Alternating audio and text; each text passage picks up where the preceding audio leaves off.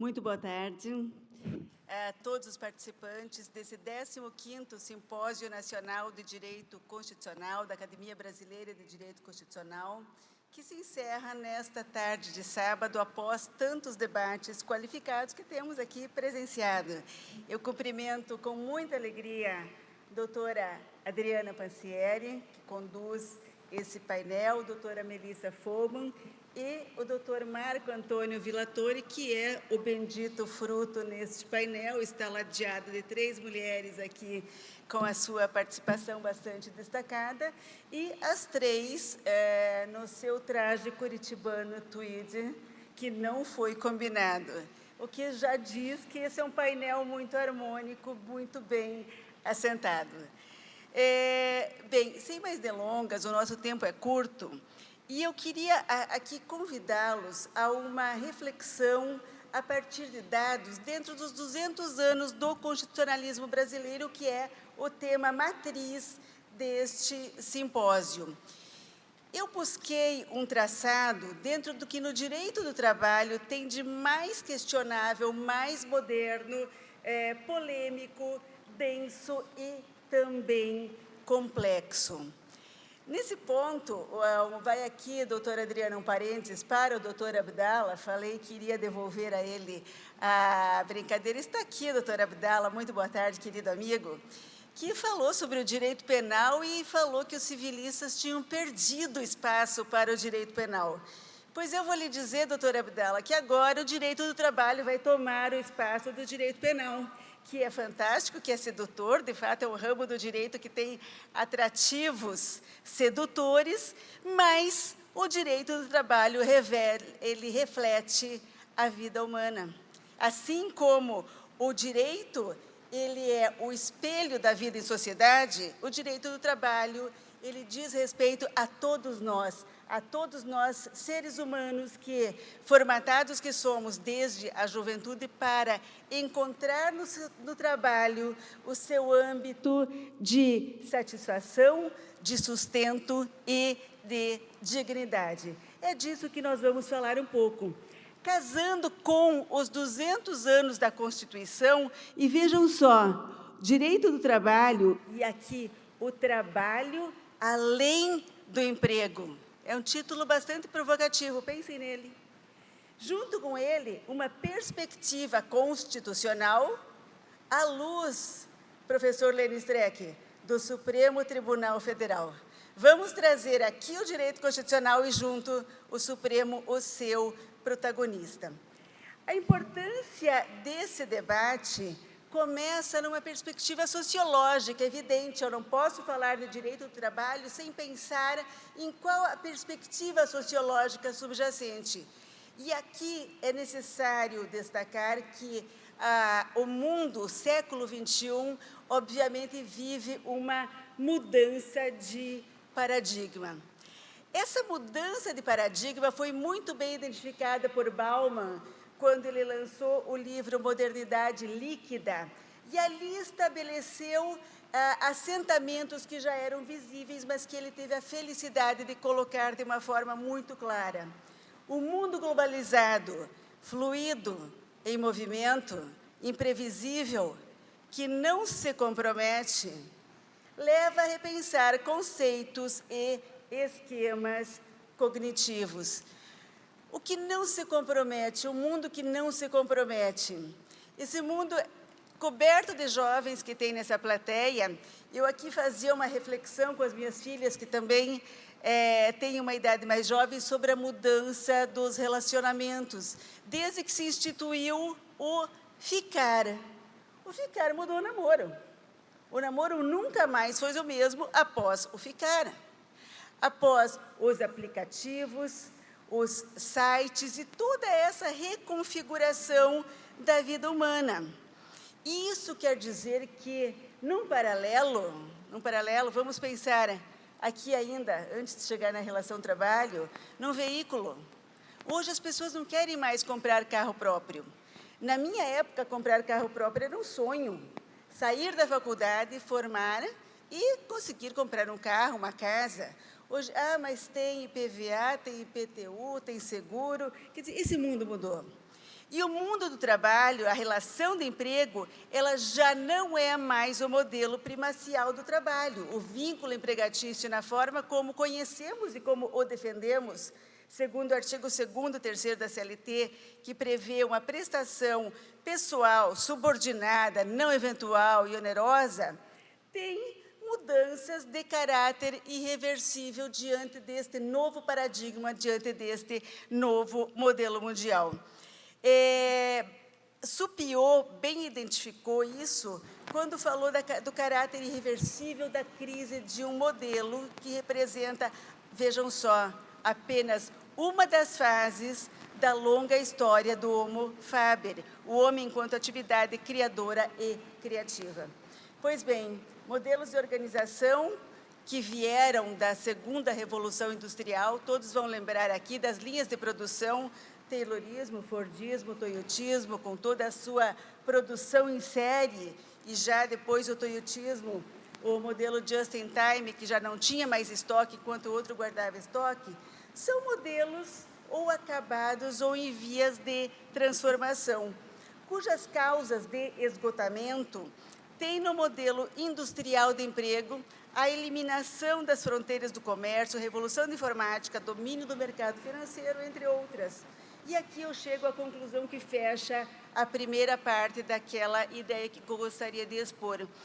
O trabalho além do emprego. Como caminha esse trabalho em um caráter mais amplo? As transformações profundas dos modos de vida e da organização do trabalho desencadeiam um direito do trabalho em adaptação, que, quiçá, caminhe para uma simbiose entre os modelos seletistas e não tipificados dentro do espectro de competência da justiça do trabalho, segundo o artigo 114, inciso 1º da Constituição Federal. E aqui eu fecho essa ideia fazendo um paralelo. O trabalho além do emprego e o direito do trabalho além do trabalho assalariado. Essa é a ideia que parece caminhar esse mundo contemporâneo, esse mundo moderno, como se prefira compreendê-lo. Rapidamente, já que estamos falando do Supremo, nas constituições brasileiras, essa perspectiva apenas busca demonstrar que o Supremo não sofreu grandes rupturas. Ele vem da Constituição de 84, a nossa primeira, que dispunha um tribunal com a denominação de Supremo Tribunal de Justiça. Depois, em 1891, vou passar muito rapidamente, mudou a composição para 15 juízes e houve o controle de constitucionalidade das leis instituído. Na Constituição de 34, mudou-se a denominação para a Corte Suprema, 37 restaurou o título Supremo Tribunal Federal, 46 mudou para a capital, então agora Brasília. Constituição de 67, período do regime militar, ali teve um acréscimo um pouco antes, para 16, Constituição de 67 restabeleceu ainda na emenda de 69, no ato institucional 69 para 11, e com a Constituição de 88, realçou-se a competência como guardião da Constituição. Foi muito falado aqui, e é um ponto de parada, a importância do Supremo Tribunal Federal hoje enquanto definidor dos grandes temas. Descriminalização do porte de drogas, discriminação do aborto, descriminalização, desculpem, eleições, marco temporal de demarcação de terras indígenas, orçamento, saúde, precatórios e até a vaquejada. Bem descreveram isso aqui os ministros Gilmar e Luiz Roberto Barroso. A frase vem de Canutilho, que o Supremo Tribunal Federal Brasileiro é o mais poderoso do mundo, tanto pelas competências como pelas funções que lhe foram atribuídas. O que isso diz respeito ao direito do trabalho? Está dentro desse escopo, está dentro exatamente da mesma linha em que o Supremo passou a definir macro situações que estão dentro da própria Constituição Federal. Não por acaso, aquilo que o ministro falou agora, o ministro Gilmar falou agora há pouco, não se instituiu um balcão de espaço para que o Supremo atuasse. A Constituição Federal de 88 estabeleceu. A Constituição de 88, ela é analítica, ela é abrangente, ela a tudo e a todos agregou, ela positivou questões antagônicas, princípios e apresentou uma grande facilidade de acesso além da TV Justiça. Logo, o direito do trabalho também veio aqui junto nesse espaço. Tem um outro elemento que aqui foi mencionado no Congresso também de forma interessante, que é o caso, a situação dos precedentes. O sistema de precedentes no Brasil, ele vem amarrado pelo Supremo Tribunal Federal, que passou a ser compreendido, em lugar de corte revisora, passou a se transformar em corte geradora de precedentes, corte de cúpula, de reativa do caso concreto para prospectiva, estabelecendo normas para o futuro.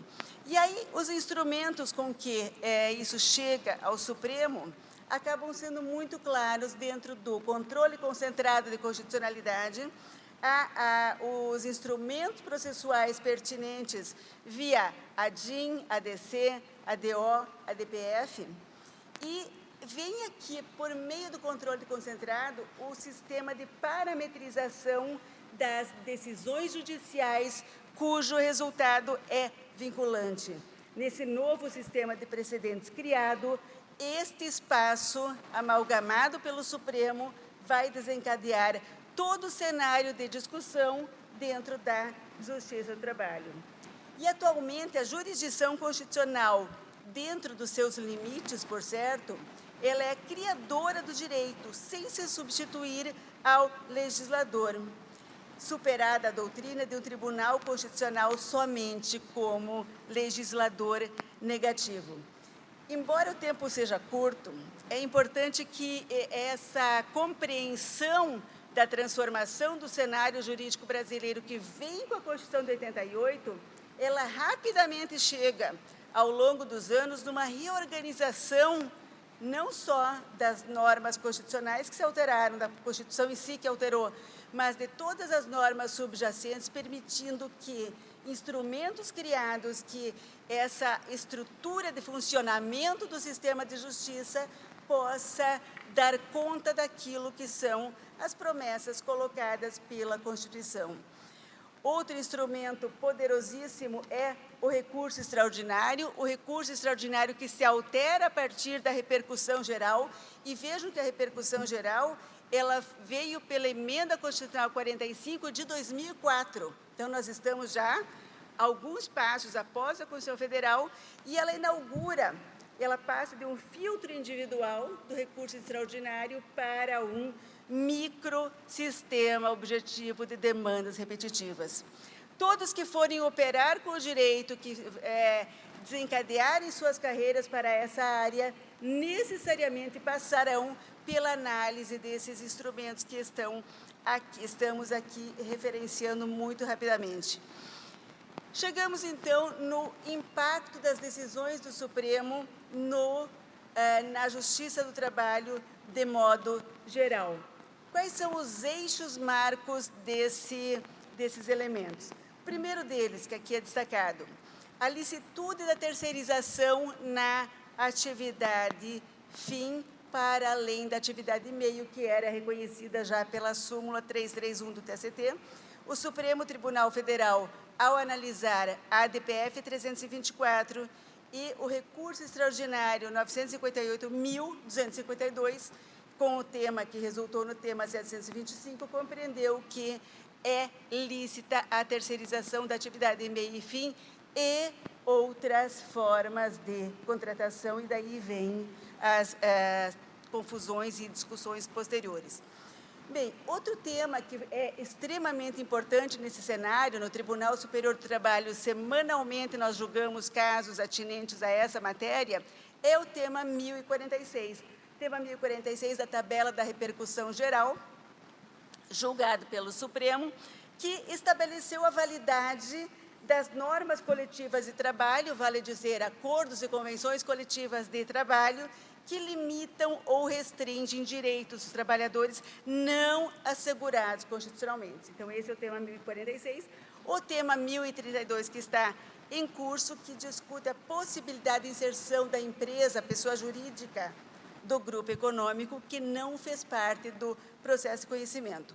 E também em várias, a DIS, recursos extraordinários, a DC, em vários instrumentos, houve um esvaziamento da competência da Justiça do Trabalho.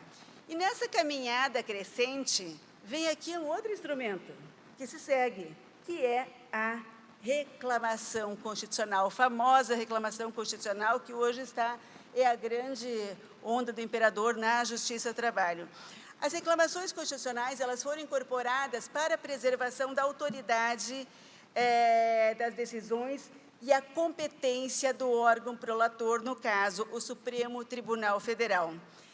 E o aspecto interessante para destacar nas reclamações constitucionais é o caráter integrativo que tem dado o Supremo nessas questões, como meio de interpretação e conformação da jurisprudência da Corte, com a função de revisar julgados do controle concentrado e também examinar a constitucionalidade de lei de teor idêntico ou semelhante ao da lei que foi objeto de fiscalização abstrata pelo Supremo.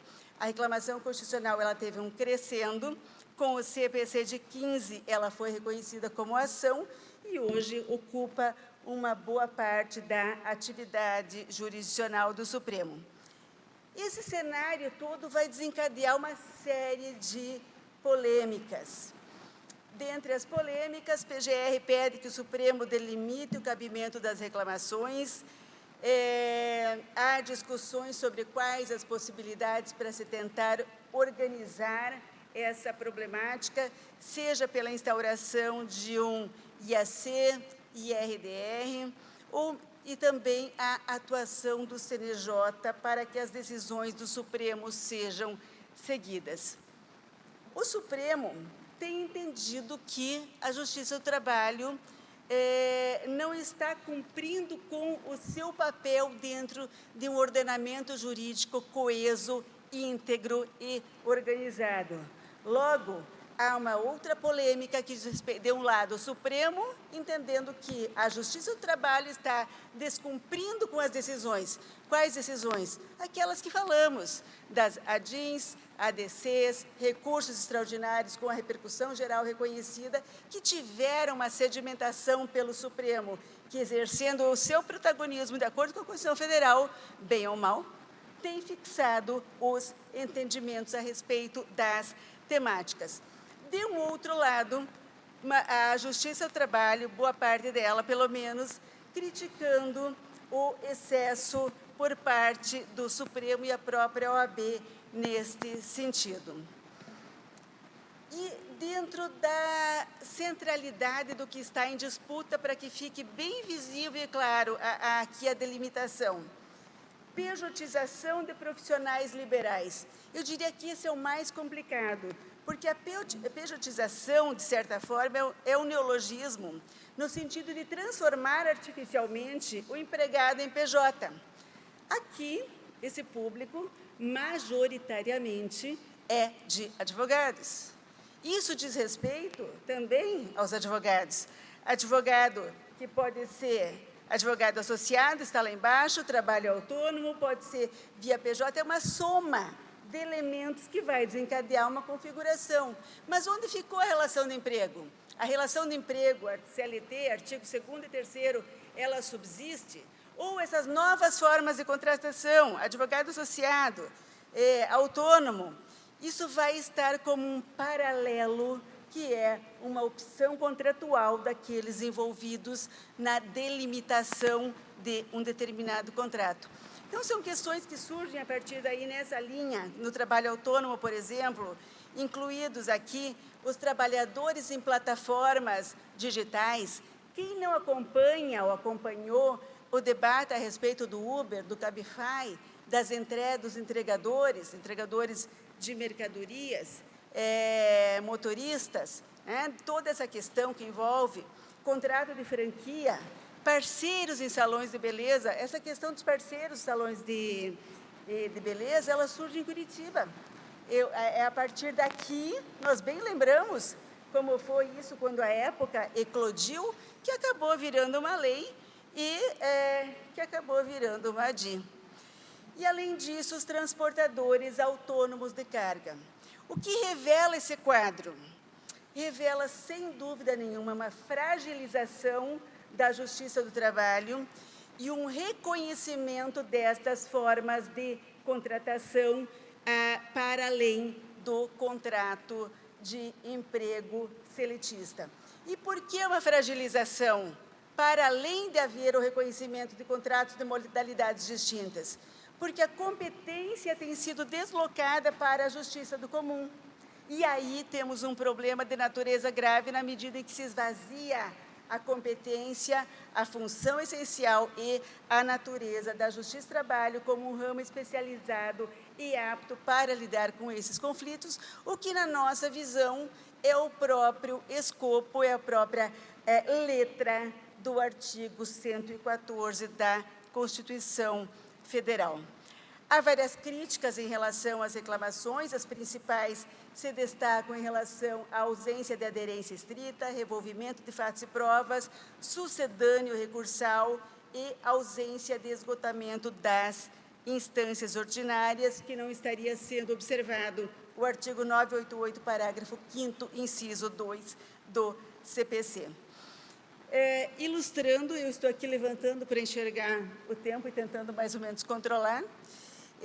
Nós temos aqui a ADPF 324, a Arguição de Descumprimento de Preceito Fundamental, onde foi reconhecida a licitude da terceirização da atividade fim e atividade meio. O relator foi o ministro Roberto Barroso. E algumas reclamações que mostram até entendimentos díspares do próprio Supremo.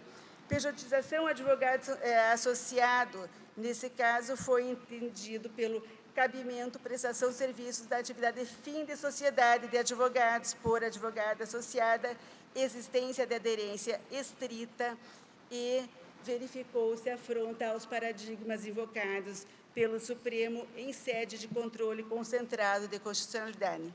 É claro que, como o público é basicamente de advogados, estudantes e interessados, a pesquisa foi maior em relação a advogados. Aqui, um advogado associado com um entendimento exatamente em sentido contrário. Ele foi de relatoria do ministro Edson Fachin, e aqui entendeu-se que o tema 725 da repercussão geral não havia o esgotamento das instâncias ordinárias. E, em relação à DPF 324, a DC 48, a DI 3961 e a DI 5625, ausência de aderência estrita. Advogado autônomo, trabalhador autônomo, advogado. Aqui foi entendido, ministro Toffoli, a existência de aderência estrita, o cabimento da reclamação. Corretor de imóveis autônomo, aqui também foi entendido pelo cabimento da pejotização. Em sentido contrário, corretor de imóveis foi entendido pelo vínculo empregatício com base na fraude, na análise da prova do processo. E esse é o cenário que apresento aos senhores. Estamos diante de uma eclosão de entendimentos, de uma instabilidade de compreensão da matéria, eu diria que, inclusive, dentro da Justiça do Trabalho. Isso aqui não é um fenômeno, não é, doutor Daniel, exclusivo do Supremo Tribunal Federal. Na Justiça do Trabalho também nós temos disparidades de entendimentos e aí vem uma reflexão interessante. Estaríamos diante de uma crise institucional e aqui se referenciou, agora há pouco também, na questão do legislativo. Por coincidência, aqui embaixo está exatamente a notícia: guerra de competências. Senado aprova PEC que limita decisões monocráticas do Supremo, pauta segue para a Câmara. E uma charge de jornal muito interessante em que senador Renan, o Supremo está invadindo nosso espaço, precisamos retaliar. Responde para o senador Renan: ok, ligue para a operadora e cancele a assinatura da TV Justiça. É uma visão da imprensa, da sociedade, sobre o que está acontecendo no Judiciário. E nós teríamos aqui, na visão institucional, Supremo, Justiça, Trabalho, nós teríamos uma insubordinação da Justiça Trabalho, um viés protetivo sem limites, nós teríamos um efeito recalcitrância, ou, quiçá, professor Lênio, comandos abertos. Teria aqui uma situação de backlash, reação, no sentido de esvaziamento da competência da Justiça do Trabalho, e aí eu deixo uma percepção de que há um problema agregado, de certa forma isso foi tocado pelo professor Clemerson quando falou aqui, no modelo de decisões do Supremo, que são decisões formuladas para serem abertas, e o modelo seriatim, que é agregativo. E esse é um aspecto que também tem a ver com uma difícil definição de contornos com maior clareza. E, nesse ponto, é difícil mesmo a uniformidade na interpretação da tese. Em relação, agora, caminho para o final, pensando em de que modo isso pode encontrar, então, uma equação adequada para resolver. Há uma escola canadense, se eu não estou enganada, que trabalha a questão do diálogo, o diálogo como forma alternativa e cooperativa de interpretação judicial. Interpretação judicial e constitucional, entre instituições, elas próprias, instituições, poderes e cortes entre si. Seria uma reflexão em forma de diálogo.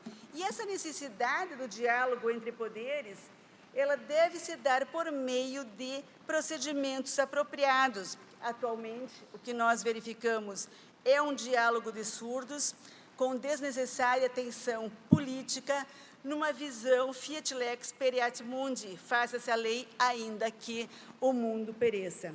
De certa forma, a corda esticou, há aqui um cenário de instabilidade, indefinições, e o que caminhamos, acredito, é que um desenho de resolução passe por cortes, por uma institucionalidade capaz, seja da autocontenção, seja do reconhecimento da legitimidade, da autoridade, mas que possa buscar caminhos que deem estabilidade e segurança jurídica, porque, ao fim e ao cabo, é disso que se trata. Ao fim e ao cabo, o que a comunidade jurídica, a sociedade espera de nós, o judiciário, é que estejamos aptos a dar respostas que digam, bom, se o mundo mudou, o contrato de trabalho, então visto como um contrato de emprego, tem hoje novos contornos, nova conformação, e não devemos avançar para desconstituir essa forma e adentrar no outro, é preciso que se defina, e é preciso que o legislativo, obviamente, faça a sua parte. É preciso que você tenha uma legislação clara a respeito, por exemplo, dos aplicativos. Qual é a configuração? Essas categorias de trabalhadores não podem ficar à margem de definições. E, para encerrar, se é correto dizer que a arte imita a vida, Lewis Carroll, em Alice através do espelho e o que ela encontrou por lá, teria aí um traçado de uma espirituosa descrição do realismo jurídico. Direito é aquilo que os juízes e tribunais dizem que ele é. E eu caminho agora, efetivamente, para o encerramento, agregando uma homenagem ao professor Lênio Retrô, sempre na moda. E aqui, então, vamos ao diálogo.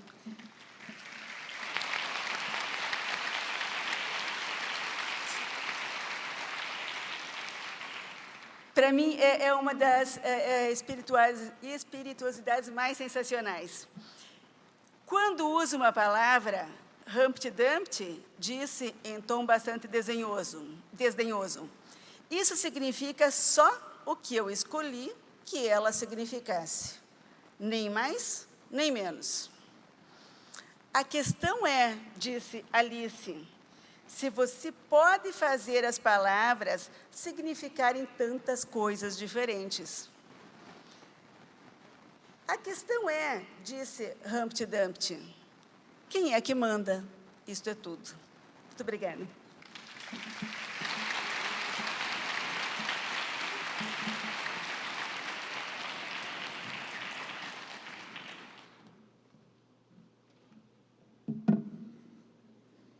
Boa tarde a todos e todas.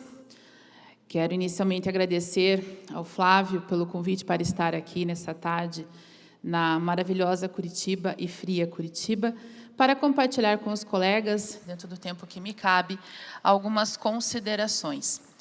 Quero saudar a mesa presidida pela doutora Adriana, dizer que é uma satisfação estar nessa mesa contigo, com o presidente Adriana, sempre uma honra. E, naturalmente, ao lado da doutora Morgana. A doutora Adriana falava da admiração que tem pela doutora Morgana, como profissional e pessoa. Eu compartilho veementemente disso e digo que a doutora Morgana é um orgulho para todas nós, mulheres paranaenses. E ao lado do meu queridíssimo amigo Vila Tore, né, de sempre. Bem, não posso também deixar de expressar o quanto que a temática que foi escolhida este ano para o simpósio tem a ver com o momento que vive não só a sociedade brasileira, como principalmente o direito previdenciário. E, já de antemão, quero alicerçar a minha fala no que considero o elemento fundamental e que quero que os colegas, ao final de minha fala, reflitam por que comecei ela desta forma. Abre aspas. Não há produtividade onde não há trabalho. Não há trabalho onde a sociedade está doente. Fecha aspas. Dito isso, vamos ao tema de minha fala. Direito previdenciário, nesse cenário de reconstrução social, principalmente nos idos tempos de Otto von Bismarck, 1831, na Alemanha. Por que previdenciário? Para muitos, direito previdenciário é e se resume a uma caixinha a ser estudada. E uma caixinha, doutora Morgana, valorosa não em valor, mas em preço. Por quê? Porque quando saem os relatórios do CNJ, vários dos colegas falam assim, irei para o direito previdenciário. Por quê? Porque se é o INSS o maior demandado do país, em termos de justiça federal, então, naturalmente, eu tenho um volume de demandas e, naturalmente, eu, como advogado, tenho onde me capitalizar melhor. E envereda para o direito previdenciário com o pensamento de que é uma área super vantajosa financeiramente e, por isso, então, há de ir para esse lado. Principalmente, faz 2 semanas, o CNJ publica uma nova relação e, nessa nova relação, do maior demandado do país, está o INSS. E, nessa relação, o maior volume de demandas, naturalmente, dentro do Poder Judiciário, está na concepção do direito previdenciário. Também pensam em ir para o direito previdenciário quando olham os conceitos que tem por aí nos livros, né? Os livros resumem o direito previdenciário e, infelizmente, os professores facebookianos e instagramianos, né? Agora tem os professores tiktokianos também, né? Esqueci deles. Eles resumem o direito previdenciário a dizer assim, é o direito que estuda as relações entre a previdência, aqui instituída como INSS, se for iniciativa privada, ou regime próprio de servidores, se for de um servidor público, e o segurado e seus dependentes. Ponto. E 10 pessoas pegam esse conceito este que, sim, antes que alguém me atire uma pedra, está nas minhas obras, está no meu curso de direito previdenciário, porque a gente tem que dar um conceito ao Instituto. Mas uma coisa é eu dar um conceito porque eu preciso conceituar um determinado ramo do direito, que ganhou autonomia tão recentemente. Outra coisa é eu dizer que o estudo desse ramo do direito se resume a estudar regras, ou ainda princípios relativos ao direito previdenciário. Toda vez que você pensa dessa forma, ou seja, em monetização do direito previdenciário, em volume de demandas que lhe agreguem preço no seu serviço, em estudar uma relação que se resume a Instituto de Previdência e seus beneficiários, você está sendo tão pernicioso, tão arrogante, tão mal com a sociedade, quanto aquele que mata o outro. Como assim, Melissa? Eu explico. Segundo momento de minha fala, quais são os fundamentos da minha fala?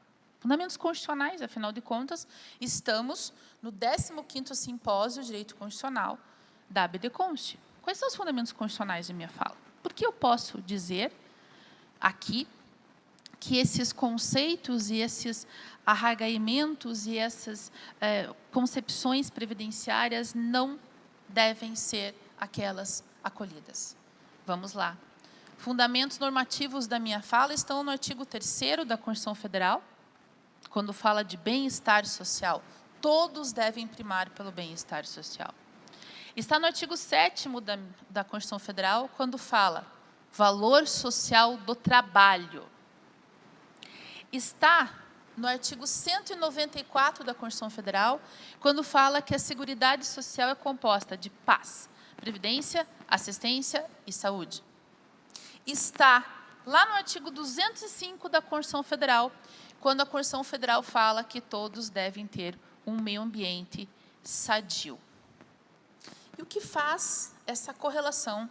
Bem-estar social, valor social do trabalho, meio ambiente, previdência, assistência e saúde no universo da viabilidade econômica, que é o final do meu título. Pois bem, contarei a vocês 3 histórias. E dessas 3 histórias, vocês perceberão que eu não combinei com a doutora Morgana a fala. Nós não dialogamos sobre a nossa fala. Mas é como se tivéssemos dialogado num intuito de perfeição. Então, vamos lá. História 1. Em 2007, por uma política de governo e de Estado naquele momento, ali se confundiram as duas, lembrando que política de Estado é uma coisa, política de governo é outra, em dar isenção, para alguns casos, e redução total na aquisição de motocicletas. Então, o Brasil se tornou o país da motocicleta. Todo mundo saiu por aí, né? Motocicleta virou uma... E as pessoas saíram comprando as ditas motocicletas. Nada contra a motocicleta, e nada a favor também. Só caso 1. No caso 1, saíram comprando as motocicletas. Anos subsequentes, sai a estatística de acidentes no Brasil, de trânsito. Disparou. E disparou de uma forma exponencial em razão das motocicletas. No mesmo momento, sai um relatório do SUS. Afinal de contas, acidentes automobilísticos, todos nós aqui sabemos que, de acordo com a Constituição Federal e de acordo com a lei do SUS, a Lei 8.080 de 90, o primeiro momento de atendimento parte do SUS.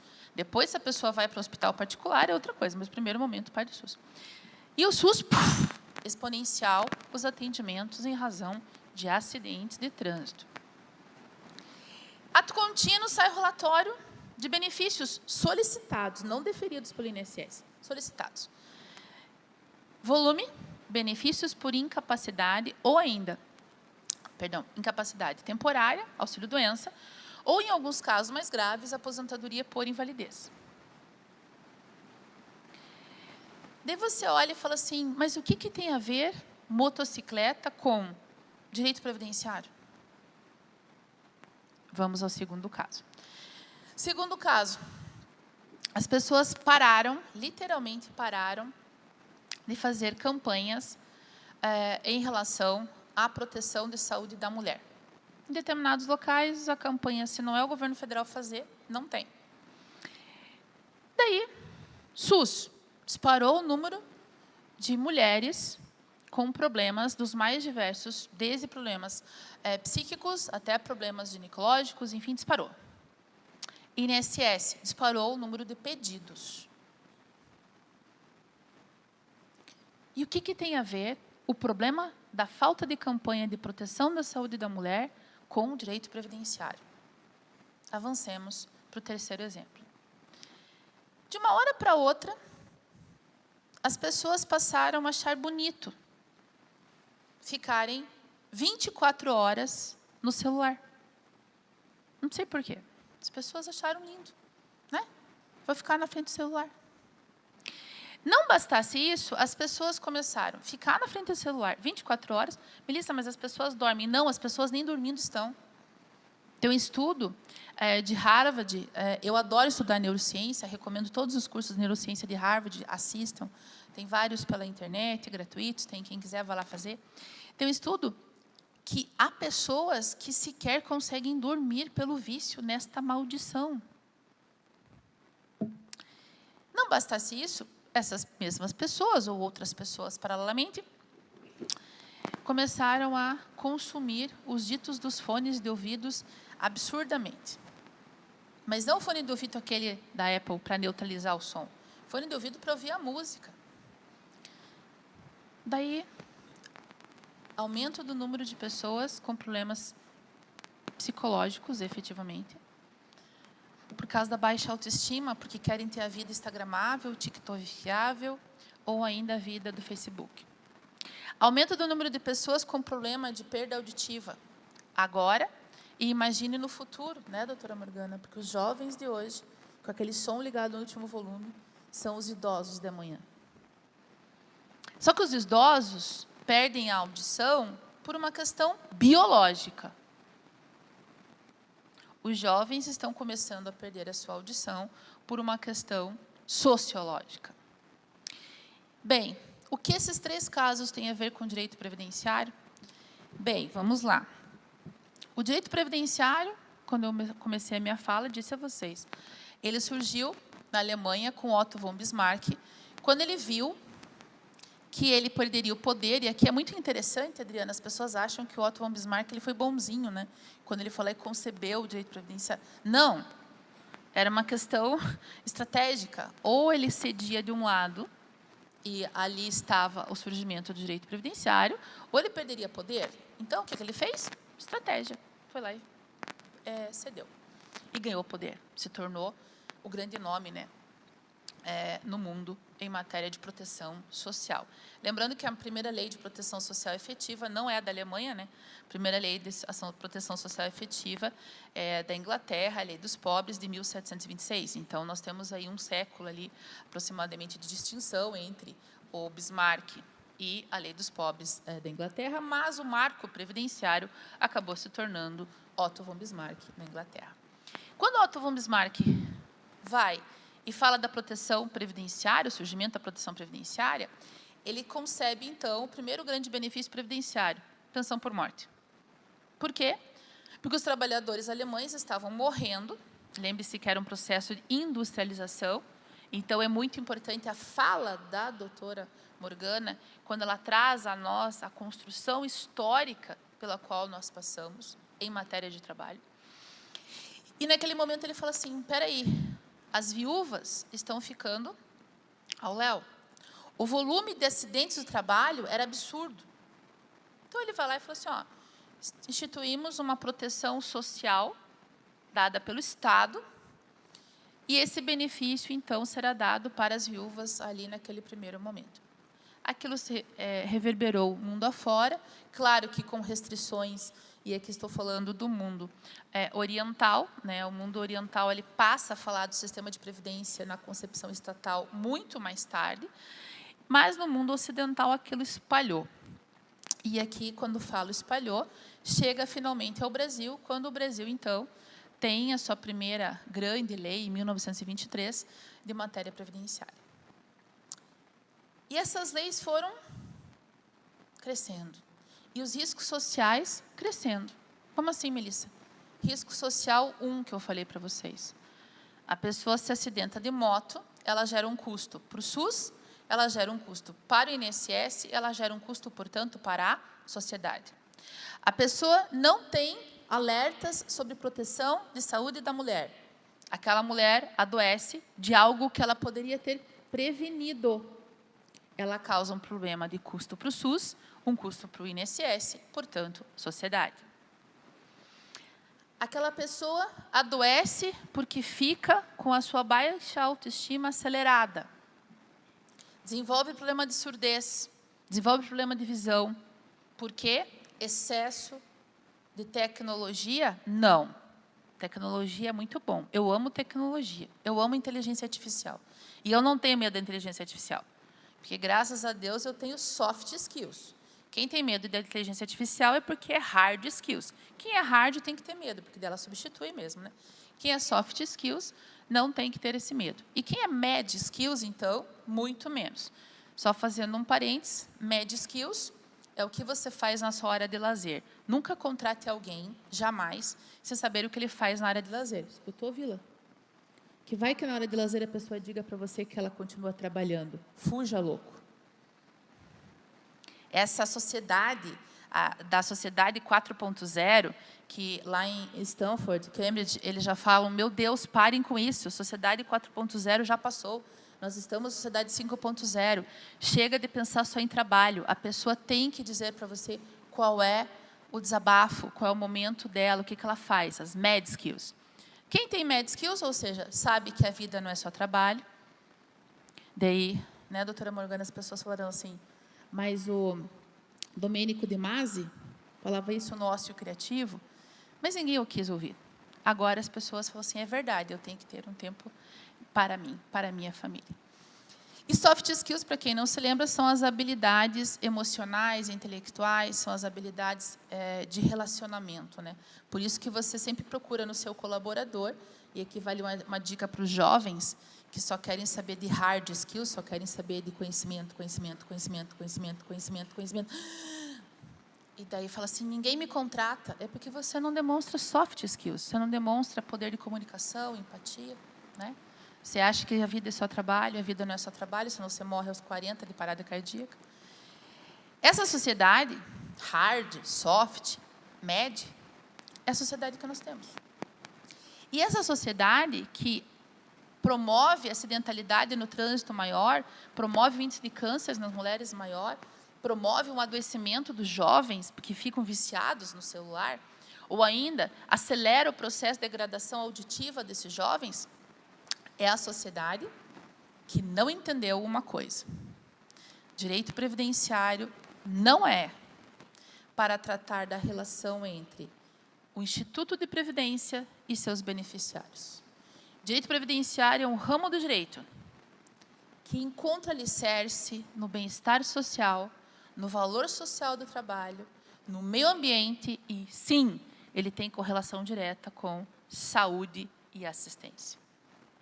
É por isso que quando você vai ao direito previdenciário e você acha que você pegará modelos de petições e isso resolverá a sua questão, você está muito enganado. E aqui, dentre vários exemplos que eu poderia dar, vou para o terceiro momento de minha fala e final. Melissa, dê um exemplo de sua fala de que você está certa ou a caminho do certo. Muito bem. Quando se fala em atividades de risco, para o direito do trabalho, lá para a doutora Morgana, para a doutora Adriana, para o doutor Vilatori, você tem uma conceituação. Você tem um arcabouço normativo. Para o direito previdenciário, o arcabouço é totalmente diferente. Tanto é que as pessoas se assustam, às vezes, porque elas ganharam, na Justiça do Trabalho, os ditos adicionais pelo risco. E elas vão ao direito previdenciário e lá elas perdem as ditas aposentadorias especiais ou tempos especiais. E elas surtam, literalmente surtam. Principalmente os colegas, doutora Adriana, que não conhecem a diferença do direito do trabalho com o direito previdenciário, eles surtam. Eles acham que é tudo a mesma coisa. Mas não é. E não é por uma coisa que muito bem pontuou, doutora Morgana. Quando você fala em emprego, você pode falar que é tudo igual. Quando você fala em trabalho, se vocês prestarem atenção na doutora Morgana, ela falou da importância da discussão do trabalho e não do emprego dos ditos entregadores. E é disso que se trata também o direito previdenciário. O direito previdenciário, ele busca trazer para a sociedade respostas de como permitir que uma pessoa que está privada do bem-estar social, está privada do valor social do seu trabalho, está privada de uma política efetiva de assistência e saúde, está privada de um meio ambiente sadio, ela consiga ser inserida naquela sociedade. E aqui vale um aviso aos jovens: o direito previdenciário não é o direito do pobre. O direito previdenciário não é o direito do idoso.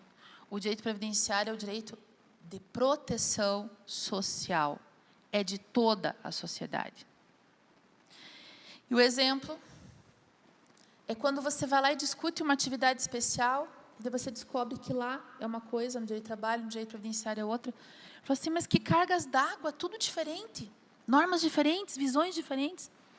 É porque no direito previdenciário, como muito bem coloca o professor Diego Henrique Schuster, na sua maravilhosa obra, Meio Ambiente Laboral e Atividade Especial, o direito previdenciário não é um direito feito em caixinhas, em que você pega normas e tenta aplicar as normas àquele cidadão. O direito previdenciário tem que olhar o todo, especialmente o meio ambiente do trabalho. E por isso, sim, quando alguém escolhe motivar a aquisição de veículos automotores, de motocicletas, alguém motiva a acidentalidade acelerada, alguém motiva o adoecimento,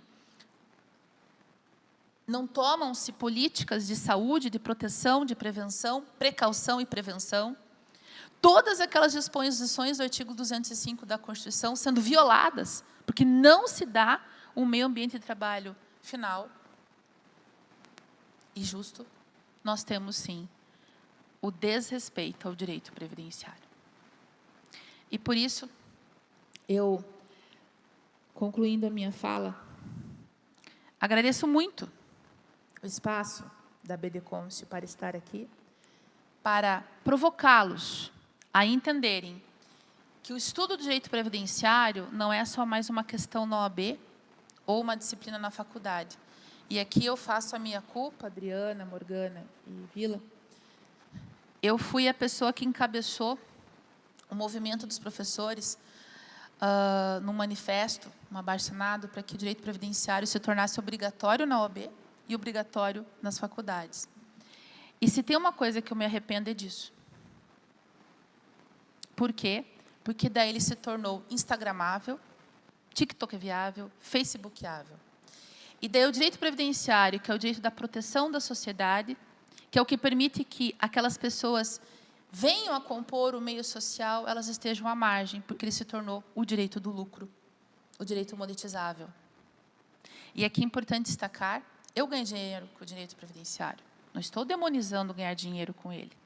Eu só estou dizendo que, dentro da perspectiva do que foi eleito para esse simpósio, falar em direito previdenciário significa entender que nós precisamos proteger o meio ambiente laboral.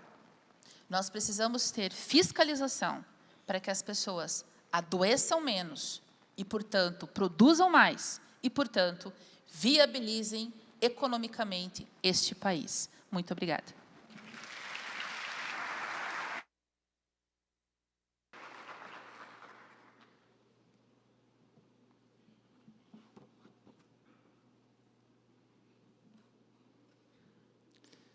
Boa tarde a todos. Gostaria de agradecer, primeiramente, ao honroso convite que foi realizado pelos nossos presidentes Flávio Pansieri, Luciano Bernard, também pelos diretores René Sampar, que teve e divulgou essa ideia desse simpósio, desse 15º simpósio de direito constitucional sobre os 200 anos da nossa Constituição. Também aos nossos diretores Vânia Aguiar, Luiz Madalena, coordenação também do nosso amigo professor Edson Abdala, e para todos os colaboradores da BD Const, que é como se fosse minha família. Então, agradeço de coração. Cumprimento a nossa presidente, a doutora Adriana Pansieri, que conhecia muito. Hoje, na Justiça do Trabalho, a gente quase não vai à Justiça, né? Basicamente online, mas já conhecia muito de nome dentro da nossa instituição.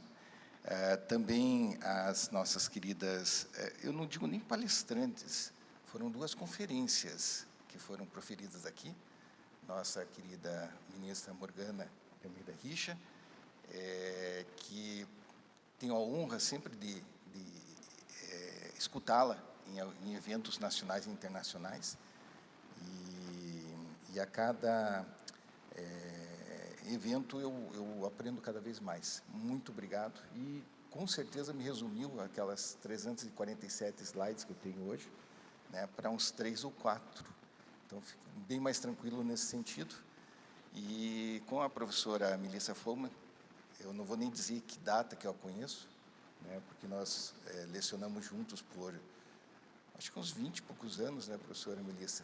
Ela entrou quando era aprendiz na PUC-Paraná, então eu posso dizer, era 12 anos naquela época, se não me engano. Então, vocês podem ter certeza que não é a idade que eu tenho de 155 anos. Ela é bem mais jovem que eu. E também eu gostaria de fazer uma homenagem, porque, não sei se infelizmente, eu posso dizer dessa forma, porque quando alguém sofre, quando alguém está com dor, às vezes é melhor pensar de uma forma menos egoísta e pensar que ela tem que partir para uma outra, para uma continuidade de vida. E eu digo dessa forma porque na quinta-feira de manhã, 5 horas da manhã, junto com a minha esposa, a minha sogra acabou falecendo. Então, falei com os diretores, disse que estaria aqui às 8 horas da manhã para participar do evento inteiro, mas não foi possível, né? E digo dessa forma porque o câncer é um câncer agressivo, um câncer raro. Ela já batalhava um outro câncer há mais de 30 anos, e esse era um câncer de sangue, um câncer raro, e acabou levando-a rapidamente do nosso convívio. Mas eu digo de uma forma linda, porque ela foi embora. Talvez queira eu, né, ir da mesma forma, de mão dadas com minha esposa, e poucas horas antes declarando amor uma à outra. Então, em outra oportunidade, há cerca de 20 anos, estive aqui também, nesse auditório do Teatro Guaíra, e só que era um outro evento, era uma formatura de uma turma da universidade, em que me escolheram como paraninfo, e naquela oportunidade, poucos dias antes, havia falecido meu sogro num acidente automobilístico. Naquela situação, né, eu diria, foi um baque grande. Nessa situação, eu tenho certeza, sabendo do meu sogro Edson, que ele está, se já não fez a festa lá em cima, né, ele era muito festeiro, com certeza ela já está dançando com ele lá no céu. Então, homenagem a ela, queria trazer a minha esposa, mas ela realmente está ainda bastante baqueada, mas ela escutará, com certeza, está escutando com o coração dela e com a mente nesse sentido. O tema... Obrigado.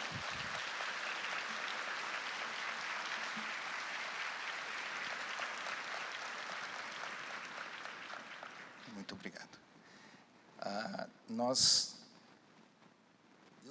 Eu, com a minha idade avançada, eu tenho dificuldade com aparelhos eletrônicos, elétricos. A professora Melissa falou do Instagram, do Facebook.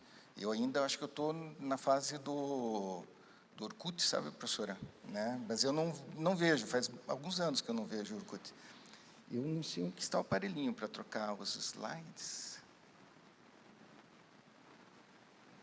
O seu aparelhinho correu de mim aqui.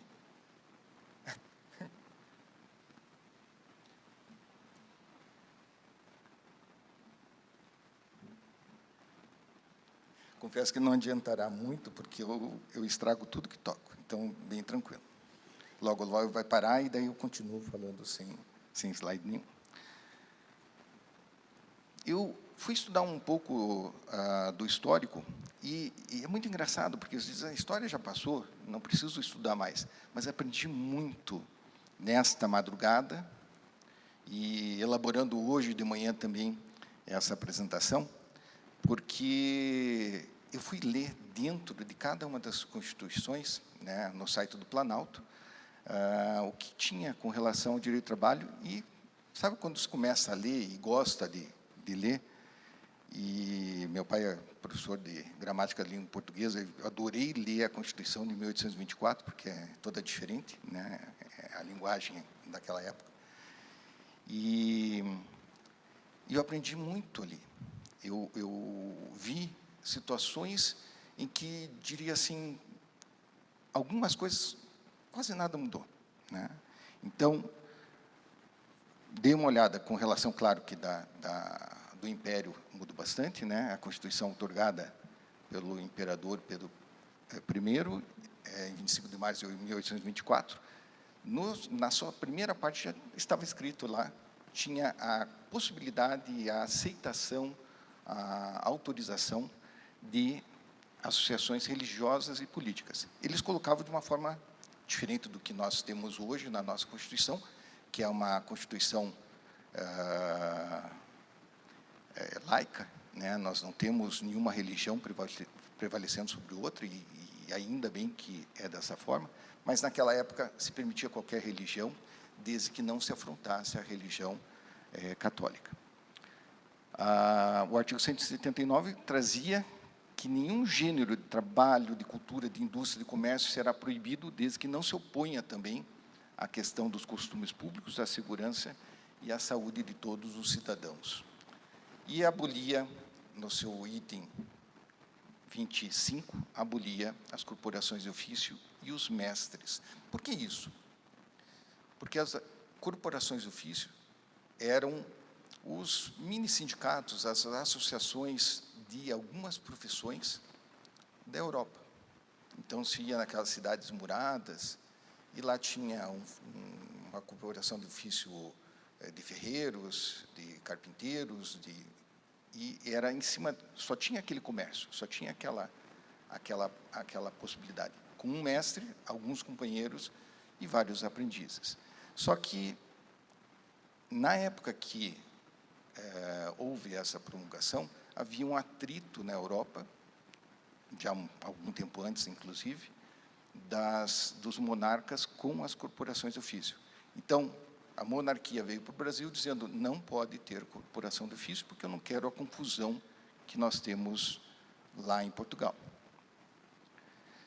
Aí passamos para a nossa Constituição, primeira Constituição republicana, né, de 24 de fevereiro de 1891. Presidente Deodoro da Fonseca, influência dos Estados Unidos da América, então o nome era Estados Unidos do Brasil, nenhuma citação sobre sindicato, até então não tinha nenhuma informação sindical, mas o Supremo Tribunal Federal, a Corte Suprema, né, como bem comentado pela ministra Morgana, ela tinha o entendimento que a liberdade de associação garantia também a sindicalização e a possibilidade de greve. Já no artigo 34, havia previsão de competência privativa do Congresso Nacional, em seu item 28, não era inciso, era número 28, sobre legislar em relação de trabalho. E sempre que se fala relação de trabalho, também pense o previdenciário. Não pode existir trabalho sem previdência. Apesar de que são dois ramos, dois institutos diversos. Na Europa, até hoje, se estuda direito do trabalho e previdência junto, né? Constituição de 1891, nós tivemos também o decreto 979 de 1903, com a possibilidade do presidente Rodrigues Alves, possibilidade de criação de sindicato rural. Aí outro presidente, o Afonso Pena, fez o decreto-lei 1637, trazendo em 1907 a possibilidade do sindicato urbano. E o presidente Getúlio Vargas, em 1931, decreto 19770, o governo provisório disciplinou os sindicatos que não nasceram espontaneamente. No resto do mundo, né, na maior parte do mundo, as entidades sindicais nasceram das vontades das partes. Aqui, nós tínhamos uma situação muito mais rural a urbana, então, veio por uma imposição presidencial. Constituição seguinte, né, de 1934. Ela foi promulgada pela Assembleia Nacional Constituinte em 16 de julho de 1934, e a adoção do pluralismo sindical. Então, foi o único momento no Brasil, que anteriormente nós não tínhamos a figura do sindicato, mas havia a possibilidade da associação. Foi o primeiro momento em que se disse, nós temos sindicatos, lá de 1903 em diante, e nós podemos ter vários sindicatos por categoria. Problema.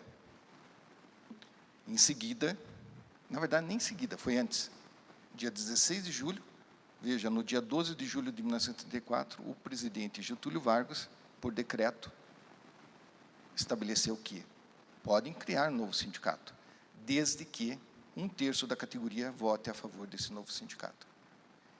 Humanamente impossível. Nós tivemos uma tentativa, né, já no novo milênio, de criação de novos sindicatos, de poder ratificar a Convenção número 87 da OIT, Liberdade Sindical. Mas aquele projeto de emenda constitucional, a PEC 369, ela trazia uma figura parecida, mas eles colocavam ali que seria em cima de 20%. Também impossível, né, de você juntar 20%, 30%, 1/3 da categoria para votar pelo novo sindicato. E nós sabemos, o brasileiro é muito brincalhão.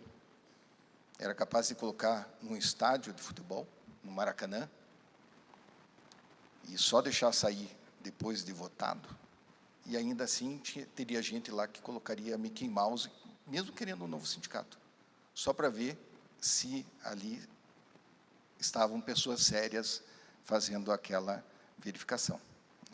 Então, você não teria que ter 1/3 lá dentro do estádio, teria que ter mais de 1/3, bem mais. Constituição de 1937. Veja que foi muito rápido. Né? Por quê? Porque essa foi a Constituição feita por Getúlio Vargas. Introdução pseudo-corporativismo. Lembre, nós estamos em guerra, Segunda Grande Guerra Mundial. Sindicato unitário, vinculado ao poder público. O sindicato, basicamente, era dele, era do Estado. Representantes sindicais como instrumentos de política governamental. Muitos até me perguntam, o que significa pelego? Sindicato pelego. Eu que gosto de cavalo, o pelego é aquele material de pele de animal que se coloca entre o cavalo e a pessoa que vai montá-lo. Então, o cavalo seríamos nós, pelego, alguém que está sendo mandado pelo dono do poder que está em cima. CLT de 1953, ela surgiu por Getúlio Vargas, ainda sob o autoritarismo. Lembram que a Constituição, a guerra terminou em 1945, final de 45. Não consagrou a autonomia sindical e fixou o princípio do sindicato único para a categoria, na base territorial. Vinculou os sindicatos com o Ministério do Trabalho, que deveria aprovar estatutos e também conceder-lhes lá o reconhecimento oficial, fiscalizando tudo. Algumas pessoas dizem, isso daqui foi cópia, a CLT foi cópia da Carta de Lavoro. É porque não leu a Carta de Lavoro. A CLT tem quase 1000 artigos. A Carta de Lavoro, do Mussolini, tem 33 artigos. Desses 33, 30 são sobre direito coletivo e 3 sobre outros assuntos. Então, nós temos aí a nossa CLT, a nossa consolidação, que são várias leis sendo colocadas juntas. Aí vem a Constituição de 46. O presidente Eurico Gaspar Dutra não impede o regime da unicidade sindical, ou seja, continua valendo um sindicato único. Exercício das instituições sindicais, também sob a égide do corporativo.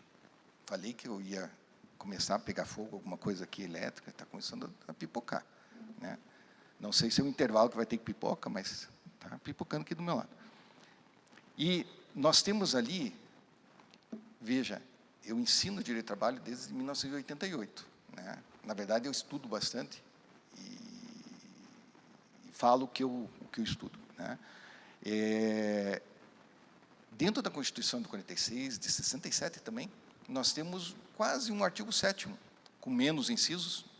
Na Constituição de 88 são 34 incisos. Aqui nós temos 17 incisos, né, sobre duração do trabalho, sobre salário-família, sobre vários assuntos, férias. E o artigo 157 trazia esses incisos, né, não só de direito do trabalho, mas do previdenciário também. A professora Melissa falou do artigo 7º da Constituição, com o direito previdenciário, né. Aí vem a Constituição de 67. Primeiro, presidente Humberto Castelo Branco. Ela foi modificada em 69 sob a égide do outro presidente, o Arthur da Costa e Silva. Mas não houve uma mudança, basicamente, na parte sindical ou do direito do trabalho. Confirmou as regras da Constituição de 46 e também tinha a questão do custeio da atividade dos órgãos sindicais, a execução dos programas de interesse das categorias por ele representadas. Era uma cópia da Constituição anterior, mas com mais incisos. 17 passou a 21. Os parágrafos 1 e 2, primeiro e segundo, continuaram os mesmos. E daí passamos para a nossa Constituição de 1988, né, rapidamente, vários direitos trabalhistas ali, principalmente no artigo 7º, incisos e parágrafo único, que é empregado doméstico. Plena autonomia sindical, então já não tínhamos mais o problema de ter que chancelar tudo junto à Delegacia Regional do Trabalho, na época, né, ao Ministério do Trabalho e Emprego, atualmente. E tinha a questão do artigo 8º na parte coletiva, e que trazia para nós a questão, num primeiro momento, da continuidade da contribuição sindical obrigatória, e, no segundo momento, atualmente, ou depois da reforma trabalhista, a Lei 13.467, de 2017, a facultatividade dessa receita sindical, né? Essa faculdade, por ter atuado por vários anos dentro do Sindicato de Empregadores, Sindicato das Escolas Particulares e também do Sindicato de Empregados, o Sindicato Nacional dos Aeronautas, eu sei como é que é essa facultatividade. Ela é confusa, ela é complicada, ela é perigosa. Nós temos vários sindicatos, eram 18 mil, muitos deles acabaram literalmente depois de 2017, outros se uniram, então, que seja hoje 13 mil sindicatos, maioria sindicatos perfeitos, corretos, mas alguns não são.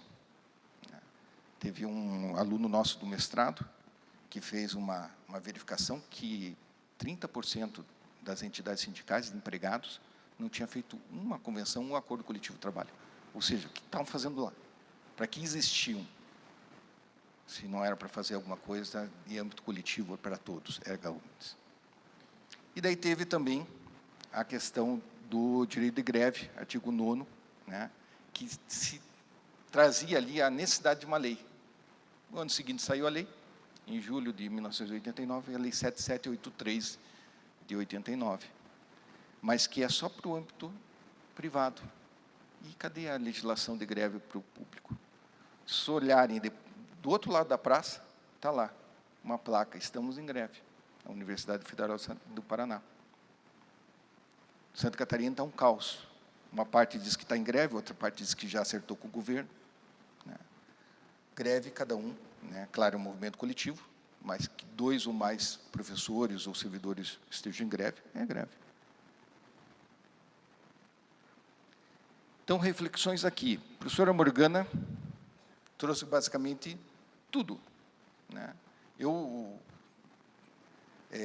não tinha acertado com ela, né, mas um mais antigo ali é o Transportadores Autônomos de Carga, nós temos aí a questão também da competência sendo questionada nesse sentido, né? Representantes comerciais autônomos foi também algo muito discutido quando se mudou a competência para a justiça comum, mas não vou entrar em detalhes, né, desses, porque já foi falado aqui. E uma situação, da mesma forma, salões de beleza, mão de obra, e ali era até engraçado, no sindicato do patronal de salões de beleza aqui do Paraná, fazia documento para os empregadores, no sentido que as pessoas não eram empregados. Como é que pode? Primeiro, ele é um sindicato patronal, dizer não vale nada. E segundo, mesmo que fosse empregado, como é que ele pode dizer, essas pessoas não são da minha categoria, eu vou assinar por você? Então não representa, então não pode assinar nada por ele, né?